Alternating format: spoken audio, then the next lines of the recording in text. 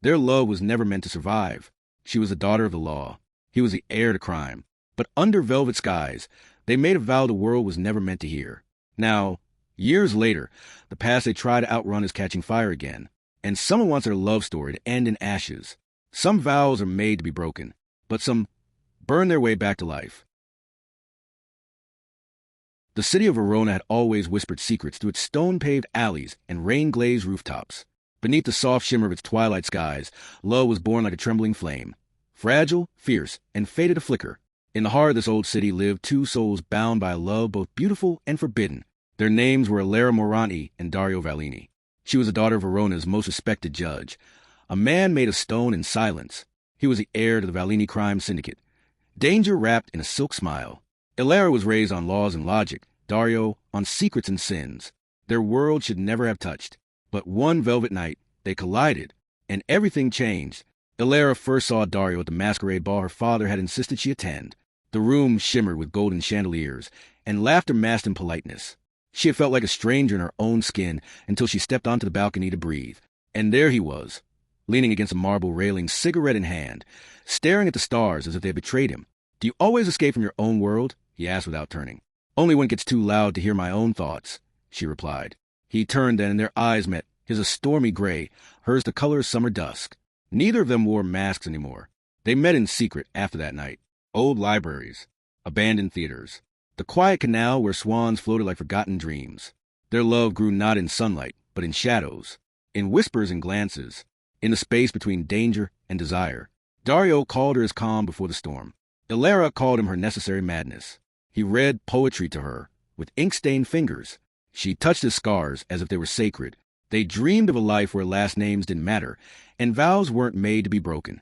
But Verona had long arms, and longer memories point one rain-soaked night. Dario took her to the old clock tower overlooking the city. "I know what I am," he whispered, "and I know what I will never be."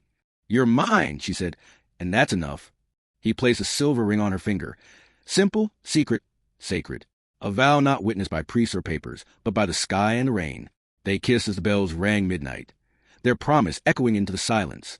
But promises built in silence often crumble in the light. Ilera's father discovered the affair.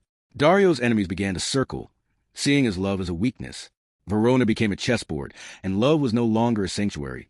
It was leverage. The Moranti family wanted to save Ilera. The Vallini clan wanted to use her. And someone else, someone hidden in both family shadows, wanted to destroy them both. A single phone call, a whispered betrayal, a warehouse set aflame. Ilera waited for Dario at the train station.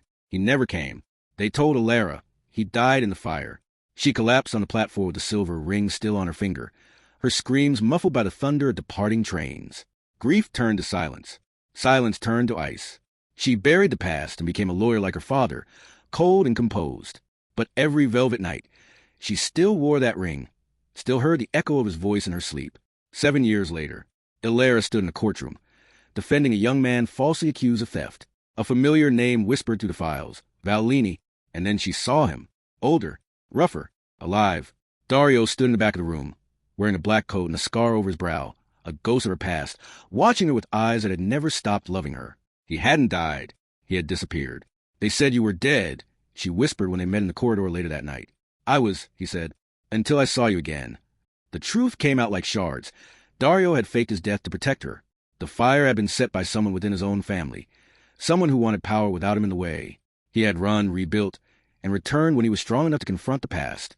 But Verona hadn't forgotten. The person who had tried to burn them once wasn't finished. The threats returned. Notes slipped under Ilera's door, shadows stalking her steps. This time, they weren't just in love. They were at war. One final night, Dario and Ilera confronted the traitor in the ruins of the same warehouse where their love had almost died. A gun was drawn.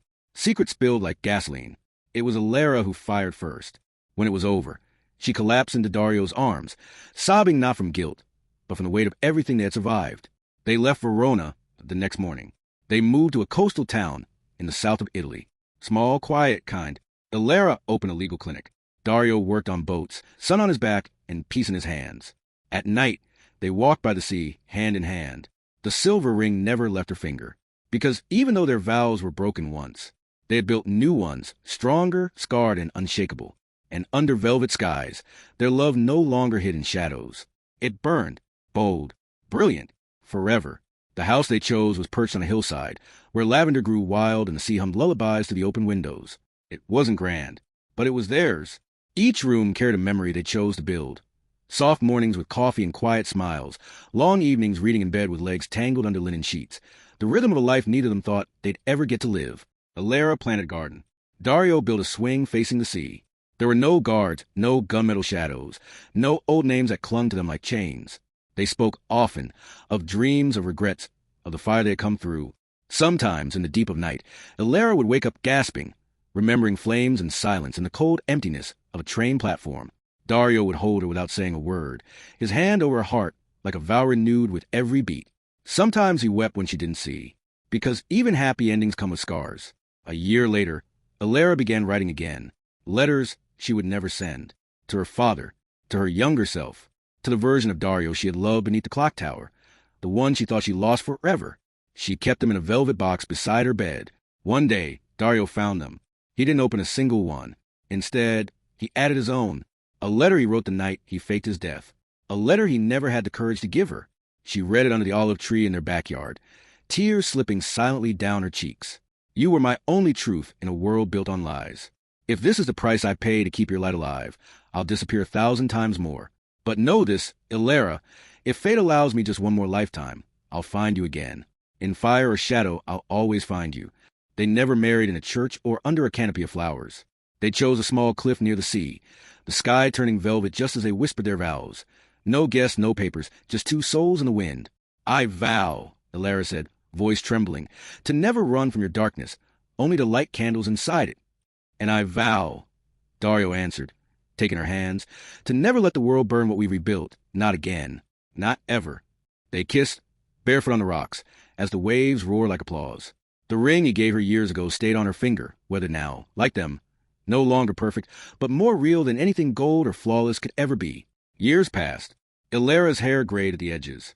Dario's laughter grew deeper, slower. The past no longer hurt. It only hummed like a distant violin, a reminder, not a burden. One night, during a thunderstorm, they sat on the porch wrapped in blankets. The sky burned with violet clouds, and rain drummed against the world like a second heartbeat. Dario looked at her and said, "Do you remember what we called those nights?" She smiled. "Velvet nights." "And our promises?" "Broken ones," she said softly, "but rewritten in fire." They didn't need more words after that, only silence and the soft hum of a storm, cradling two people who survived everything, loss, betrayal, war, and still chose love again and again. The end. For now.